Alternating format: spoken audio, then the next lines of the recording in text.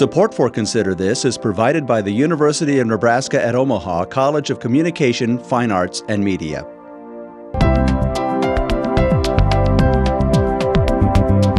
Consider This, a program of issues and information behind today's news.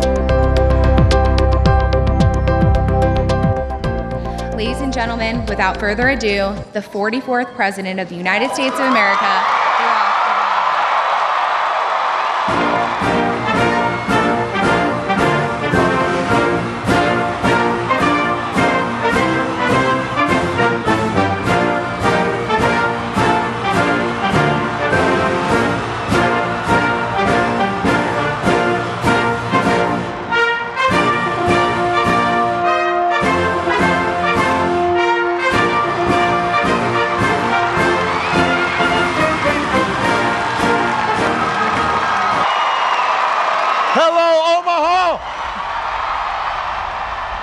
A brand new $80 million arena serves as the backdrop for a bit of history in the making. Thank you. Hi everyone, I'm Kathy Wyatt. Welcome to this week's edition of Consider This. Our topic, Obama's visit to Omaha. Joining us to talk more about it are UNO's Deborah Smith Howell, Associate Vice Chancellor for Academic Affairs and Dean of Graduate Studies, Jody Nethery Castro, Associate Professor and Chair of the Political Science Department, and Lauren Adams, Graduate Assistant for Campus Recreation. Thank you all very much for being here. Welcome to the program. Thank you. All right, Deborah, we're going to start with you. Where were you when you heard the news? Well, I heard it in two stages because, like everyone else, I heard he was coming to Omaha, and that was kind of the breakfast conversation. And then I didn't get the official news that he was coming to UNO until just a little bit before it was announced to the general public. But I have to say that my husband was absolutely convinced from the moment that he heard it was Omaha that it was going to be UNO. Okay. And I knew nothing, but he just knew it had to be. So. What kind of dialogue it's a pretty big announcement. What kind of dialogue follows something like that? Well, from the public perspective, it was, immediately, as I said, I had a little bit of advance notice, and then as soon as it was public, the team that had been working on it since actually the Wednesday before it was announced to the public on Saturday, immediately started reaching out to different groups on campus for volunteers, for different types of things. So my emails started popping right away with first about what students were going to volunteer, could we do this, could we do that. So that was the kind of the buzz on campus was how can we help, right? How can we make this work? But it was, I think everyone that I talked to, we knew that it was a major moment, for the campus, for the city. It's just hard to describe. I mean, I think you kind of get goosebumps with it from different perspectives. I was going to say, from your end of it, exciting and stressful. Yeah. All at the same time. You know, as you're going through the logistics, did you run into challenges? Well, and I wasn't as much a part of the logistics team. I know a lot of people who were, and honestly, one of the things we are incredibly proud of is that after the event, the lead from the White House told our chancellor that this had gone as probably smoother than any event that he had worked with. So we're enormously proud of how well that it went. And we had an amazing team from our university communications, our campus, our public safety, our information services. Mm-hmm. There's a lead group of 5 positions, is how the White House described it, who came together right away, and those folks worked nonstop, and then as we were allowed, because there's an enormous amount of security, kept bringing in more people. So it was a full campus effort, but we really had an amazing team that did the logistics behind it, working very closely with the White House and Secret Service, obviously. Well, congratulations. Awesome. Jody, why Omaha? Why a university, right? Well, I think several reasons, actually. I think it was a good choice, first of all, and Omaha is a good choice, and I think having it come before a university audience was a great choice. I think there were sort of 3 messages that kind of came through from my perspective.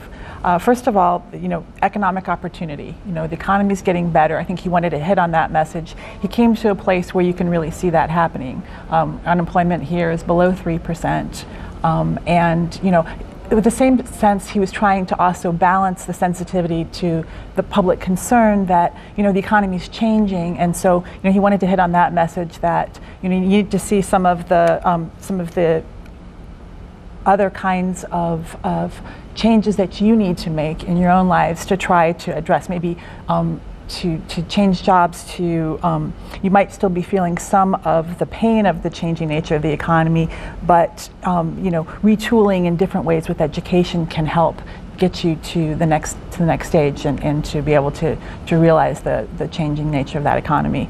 Secondly, I think that American spirit and ingenuity can help solve any problems that we face today. Mm-hmm. And he hit on that, I think, with lots of the kinds of problems that he talked about.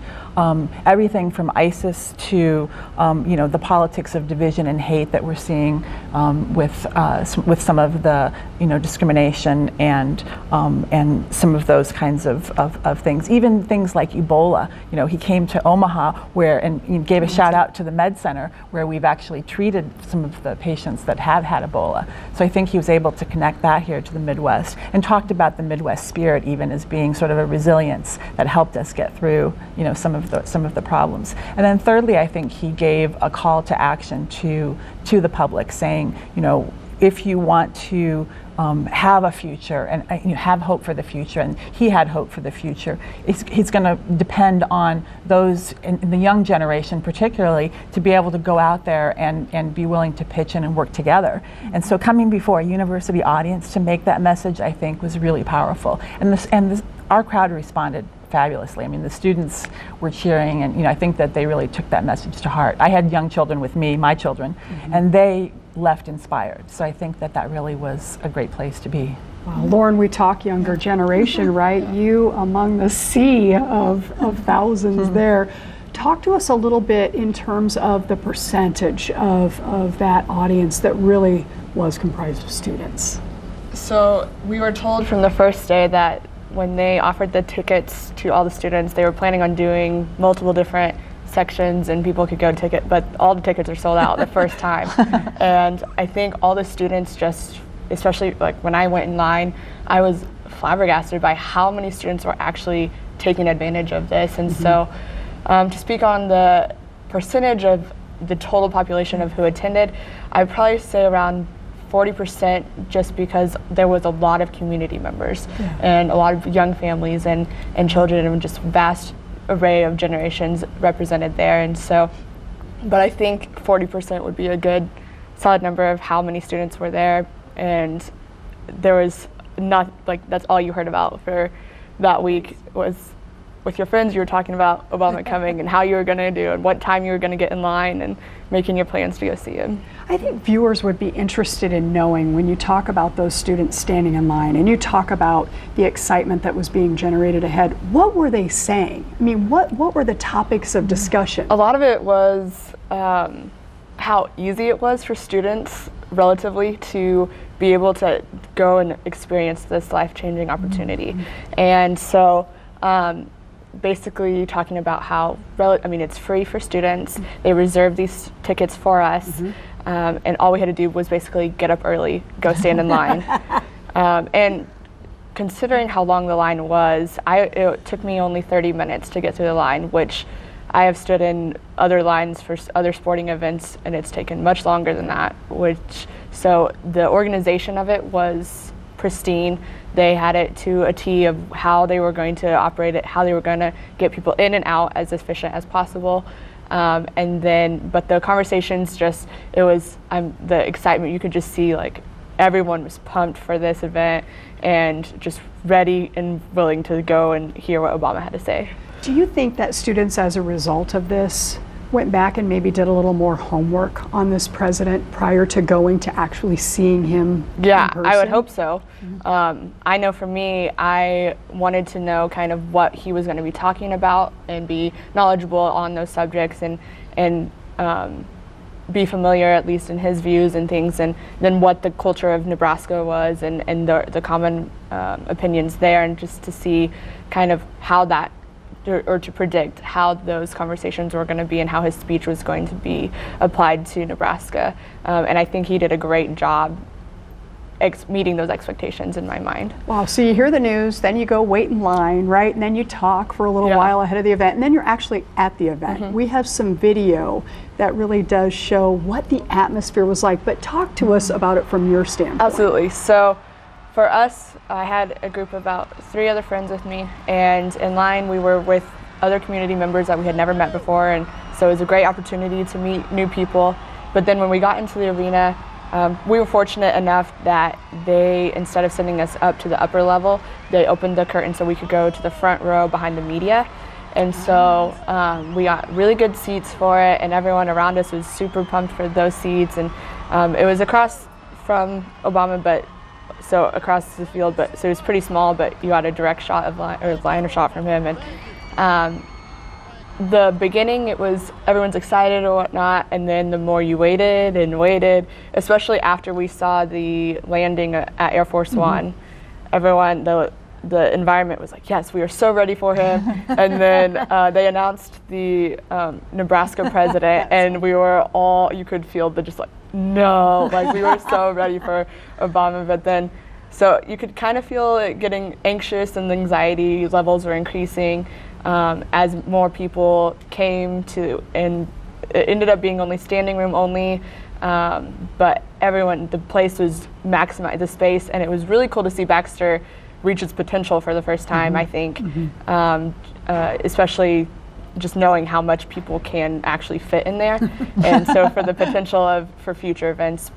And then once President Obama actually stepped on stage, the place just lit up with enthusiasm, and all that he said, the crowd agreed with it and was very enthusiastic with it, and it was just a very life-changing experience. So I have a question for you, Lauren. If we fast forward 10 years, okay, right, and somebody is saying to you, so you were there when President, Barack Obama came to Omaha, what do you think you'll remember most? What will be the story? I think the thing that lasted or made a big impact on me the most was when he said the stuff about everyone coming together and working together for the greater good of America, and proving how we have done that in the past and that we still will continue doing that, and taking that momentum forward. I think through generations that will be a lasting message, and no matter what policies change or how politics turn out, that's a thing that needs to stay in America, is this idea of working together. And the example of the event coming together and how quickly it came together and how flexible the campus was, and the community and students and all these other individuals coming together to work toward getting this event ready, speaks to that and speaks to how we can work together to meet goals. Okay, Jody, he came just hours right after his final State of the Union. So literally left that, came here. We have a graphic we want to put up for our viewers in terms of the State of the Union. If you could just, for folks who didn't get a chance to see that, just briefly outline, summarize that for us. Sure. Well, it's interesting that Lauren mentioned bringing people together, because I think that was a real central message of his State of the Union address. Instead of giving a big charge to Congress on, here's what I want you guys to focus on, or you folks to focus on, he really tried to speak more in broad outlines about his vision, I think, in the State of the Union address. He tried to hit kind of on 4 central themes: how to make sure that there's opportunity for everyone in the country, how to harness technological change to ensure that it is beneficial to all, how to keep the country safe. So there's this whole kind of reassurance thing, because there is a lot of anxiety among the public about terrorism and economic uncertainty and whatnot. And then also, I think the thing that I talked about a minute ago, but how to sort of address problems we have with our system, or kind of a broken political system, as he talked about, I think.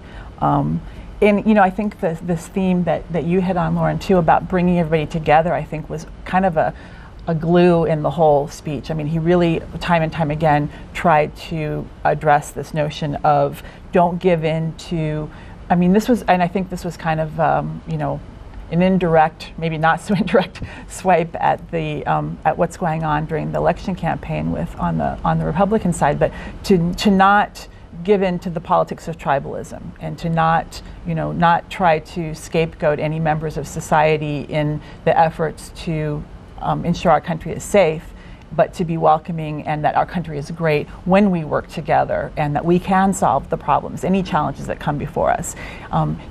He gave a shout out to a native son here, Warren Buffett, which is always a good idea when you visit a city, by saying, my friend Warren Buffett says, never bet against the United States, which I think is, again, hits on that theme that I think, he was trying to bring forward, which is that we've got to work together. And when we work together, we can solve the challenges that we have in this country. So Deborah, kind of, if you would, for us, build a bridge then between that State of the Union, right? We haven't heard from you in terms of what you thought about his message here in Omaha. So take us from there to here in terms of what you and it was an interesting State of the Union, as Jody talked about, because it wasn't the typical one in that it was not all policy oriented, directed toward Congress.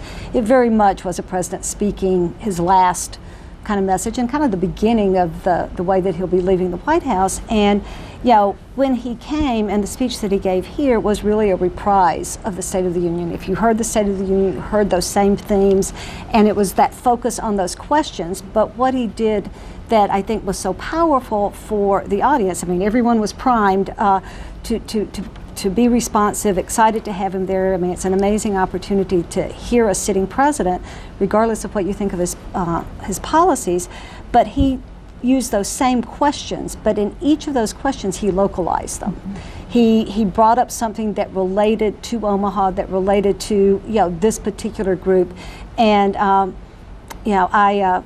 I've had the fortune to hear another sitting president before, but the thing that amazes me, and I've read and seen a lot of presidential speeches, is just how responsive he was to what might be perceived as a heckler in the crowd, or just someone who's shouting out from there, and without missing a beat. So he was just incredibly at ease. He was comfortable, he was funny, and yet he stayed on message with every single bit of it. It was just really masterful to watch.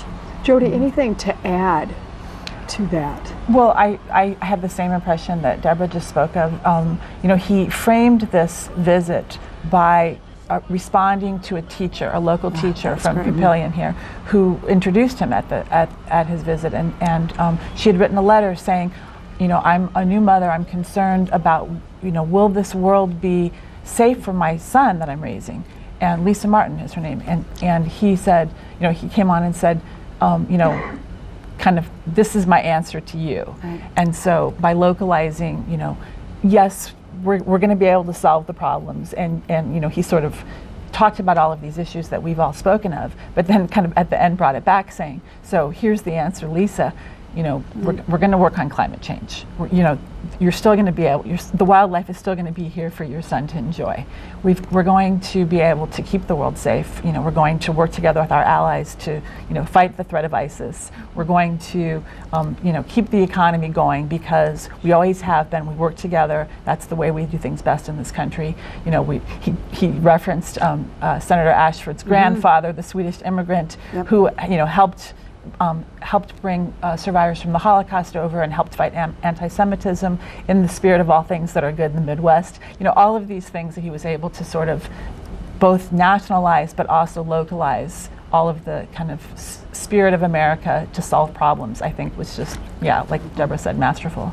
So Lauren, what are the big issues right now? And I know this is a lot of weight for you to bear to talk about your generation, right? But this is kind of the end of his run, okay? So you're hearing this message. What are your topics of interest? Did he hit them, and do you think it was sincere enough for you to believe that there is hope for whatever it is you're looking for down the road? Absolutely. Make sense? Yes. So for me, and again, I can't speak for my entire generation, but I can speak for myself, and the core issues for me are looking at past, present, future, and seeing, okay, so for the future, are my parents' generation going to be taken care of, as well as are my future kids' generation be cared? So what the school teachers' concerns were, those were very prevalent, and those are very concerning to me, and I would assume a lot of my generation, of what is to come in the future. And so how are we going to be financially stable, financially secure for retirement, and as well as provide for our future children, and so education is another one for me. A major issue for me is, will education be affordable for future generations, and the quality of education, not just to say that you can do this and quantify it, but the quality, so well-rounded education, so keeping music and the arts and extracurricular activities in the school system, and those type of education opportunities, are those going to be prevalent and available to my future kids and other future kids and for generations to come, as well as for my parents. Am I going to get support to help them when they're older and to provide for them in retirement and things like that? So the whole idea of future is a big concern for our generation right now, and I think he hit on them a lot, and enough to where what he said was the basics, and it was hopeful, and this is what the status quo is right now, and this is what we hope to continue or improve on.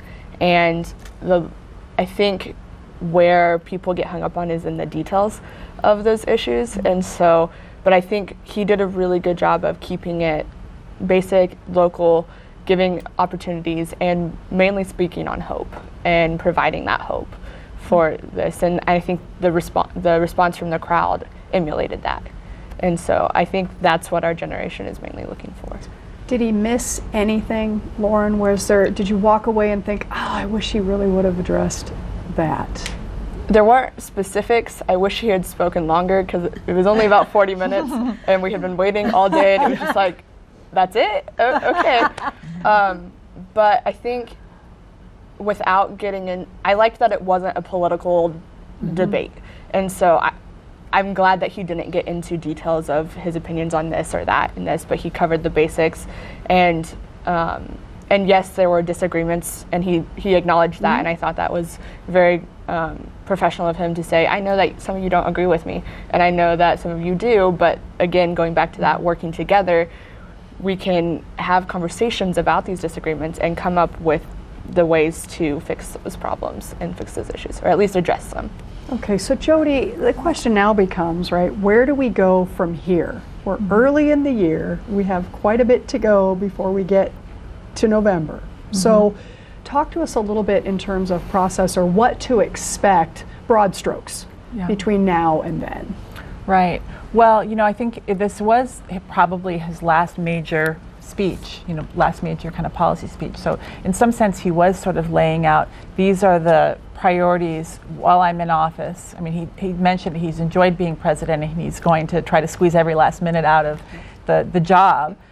So I think that we can expect to see him try to continue to work on some of these priorities that he mentioned when he was here. I think he will. He mentioned having Joe Biden be in charge of this whole drive to work on fighting cancer and eradicating cancer, hopefully in sometime in the future. So that's the health priority that he's got. I mean, he talked about working on trying to keep the continued growth of the economy obviously is going to be a big one. I think we'll see immigration. I didn't mention that one, but I think he's still going to keep pushing to get some kind of agreement on immigration and find moments of compromise with Republican-led Congress where he can. I mean, we're seeing a lot of trying to work on some last-minute deals before he leaves office and leave some kind of legacy behind on where he can on some last-minute. He's not a lame duck yet. He's getting there. He's getting close to it. So I think he's really trying to squeeze, as he said, every last minute out of the job that he can. So Deborah, I want to ask you, he will be remembered most for what, do you think? Oh, and in terms of his presidency? Yeah.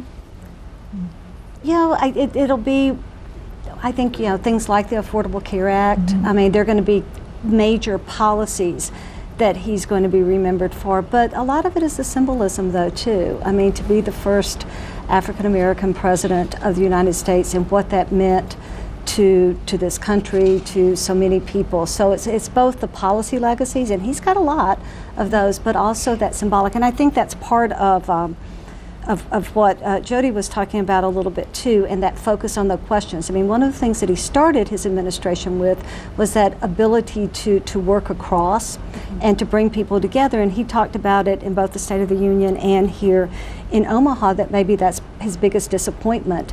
But I don't think he's going to give up on that, and that he spends a lot of this year, and I think that, I mean, coming to Nebraska is part of that. This is a red state. This is not a state that voted for him. And even though we had the blue dot in 2008, that didn't happen in 2012, and he referenced that. So I think, and he went to Louisiana. He's going to places that aren't, you know, just that friendly territory, still working towards that bridging across. Okay. In the 1 minute we have remaining, what's next for UNO then? This is pretty big doing. This was huge. This was huge. Actually, we're building a legacy website so that you can see all of the photos and remember every moment, and that will be out shortly. I learned from University Communication. This was an amazing amount of national attention for this institution, for Baxter Arena. The White House actually, and they rarely do this, but they did a retweet when it said POTUS at UNO. 8 million people are following the White House Twitter account. So it's an amazing thing for this university. So it really is just, I think, building on the incredible momentum that we have at the institution overall. But it was a great way for Baxter to be tested, as you said, and it came through beautifully. Wow. Okay, Lauren, final thoughts from you. I mean, to be in the throes of all of this, right, where you are in your world today, final thoughts from you. I really can't put it into words, but I know I won't forget this, and I probably will never get this opportunity again. And so it was amazing to have such a great opportunity, and I thank UNO for it, and I'll take it with me for the rest of my life. And for those students who couldn't be there, what would you tell them? You missed out. I would say go to the website and see, because, and even just watching it on TV, I know it didn't do it justice. So, but it was worth going to, and I'm very thankful that I got the opportunity to. Well, ladies, on behalf of everyone, thank you so much for being here and helping us live through, you in this moment, or in these moments that you had. So thanks for being here and for sharing your time and expertise. We appreciate it. Nice to be here. And thank you all for watching. We'll see you next week. That's why I'm hopeful about our future. Because of you, the American people. Because of folks like all of you, I am absolutely confident that we're going to get to where we need to go, and America will remain the greatest country on earth. Thank you, everybody. God bless you.